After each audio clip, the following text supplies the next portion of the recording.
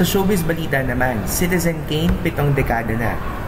Pinalabas noong September 1941 ang pelikulang Citizen Kane ni Orson Welles ay tinatagurian ng American Film Institute bilang best film of all time.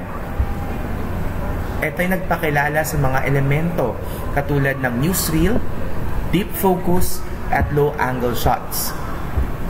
Pero hindi naman lahat ay natuwa sa Citizen Kane.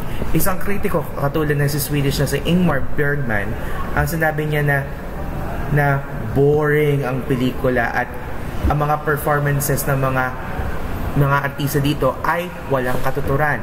Sinasabi rin niya na si Orson Welles ay isang infinitely overrated filmmaker. Pero may isa naman tagapagtanggol si Orson Welles at ang pelikula na ito.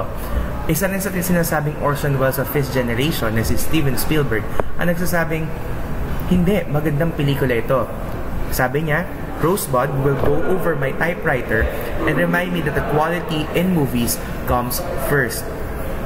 Sa katunayan, binili ni Steven Spielberg ang Rosebud sled at ito ay makikita mo sa final shot ng government warehouse sa Raiders of the Lost Ark ng Indiana Jones. Napanood ko yun.